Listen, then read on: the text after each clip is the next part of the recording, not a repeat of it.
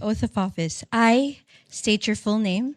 I, Alan Peter Schramm Cayetano, Having been elected to the position of Senate President, having been elected to the position of Senate President, do hereby solemnly swear do hereby solemnly swear that I will well and faithfully discharge, that I will well and faithfully discharge, to the best of my ability, to the best of my ability, the duties of my present position the duties of my present position, and of all others I may hereafter hold, and of all others I may hereafter hold, under the Republic of the Philippines. under the Republic of the Philippines, That I will support and defend the Constitution of the Philippines, that I will uphold and support, that I will support and defend the Constitution of the Philippines, that I will obey the laws, legal orders, and decrees that I will obey the laws, legal orders, and decrees promulgated by the duly constituted authorities, promulgated by the duly constituted authorities, and maintain true faith and allegiance and maintain true faith and allegiance to the Republic of the Philippines. to the Republic of the Philippines, And that I impose this obligation and that I impose this obligation upon myself voluntarily, upon myself voluntarily, without mental reservation or purpose of evasion. without mental reservation or purpose of evasion. So help me God. So help me God.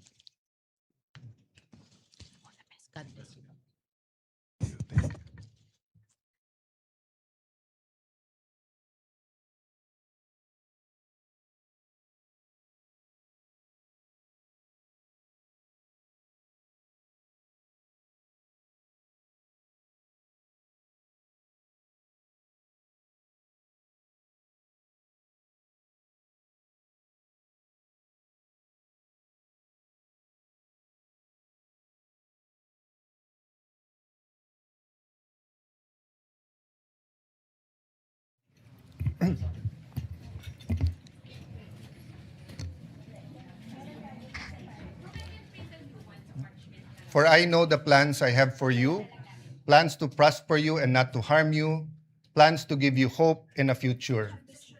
Yan po ang nasa Jeremiah 29:11 na naging isa sa core na paniniwala ng aking pagkatao at pananampalataya. Gusto ko po si Propetang Jeremiah dahil siya po ay nirerespeto at pinaniniwalaan ng Muslim, Hudyo at Kristiyano. Sa mundo ngayon na in crisis, buong mundo na in crisis because of the US-Iran-Israel war, napakahirap minsan paniwalaan na may magandang plano. But I'm always reminded that though people may be liars, God never lies. Though we may be weak, He is strong. But we are reminded that if He has a plan, we have to do the right thing. So let me be explicit. Our job together, my job, is to serve you, dear senators, to serve this nation, to serve God above all, and to do what is right. Napakahirap kung tutuusin po ang dinadaanan ng henerasyon na to. Kagabi po, kausap ko po ang pamangkin ni Senator Jinggoy, anak po ni Jackie, si Manu. Nakita po niya ako ng 2006 or 2007 or 2008 nung binisita ko ang kanyang lolo. At sabi ko sa kanya, grabe pala pinagdaanan ng generation nyo. During Duterte's time, depending on your lens, it was a human rights crisis. If you're pro-Duterte, it's a crisis of drugs, where illegal drugs did not only steal lives, did not only steal dreams, but it wrecked communities. It wrecked our government. Of course, if you are from the anti-Duterte lens, the human rights crisis was in the extrajudicial killings. But after enjoying almost 9 years of unprecedented economic prosperity during the Aquino time to the Duterte time, inabot po tayo ng pandemic. So from the human rights crisis to a health pandemic crisis. Nagli-lift pa lang ang COVID, nangyari na po ang Ukraine-Russia conflict. Sa mundo na mga kabataan na to ay naniniwalang hindi na posible ang World War III, ay suddenly may major conflict in the West. And then you fast forward. The crisis of the Philippines when it comes to corruption and flood control. The biggest corruption scandal in our country. Hindi pa ho tapos yan, nangyari yung Iran, US, Israel.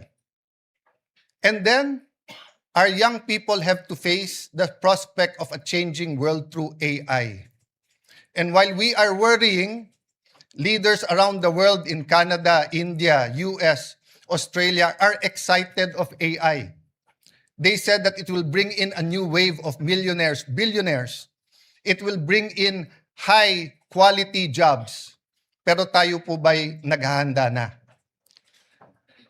We might not feel the crisis here in the session hall. But our people, may it be the Grab drivers, the tricycle drivers, jeepney drivers, yung maliliit na kalendriya, yung mga beneficiaries ng 4Ps, ramdam na nila. So nung kinamayan po ako ng former Senate President Zubiri, sabi niya, hindi siya naiinggit sa trabaho dahil mahirap po ito. But I take a step forward, my dear colleagues, and offer myself to serve you.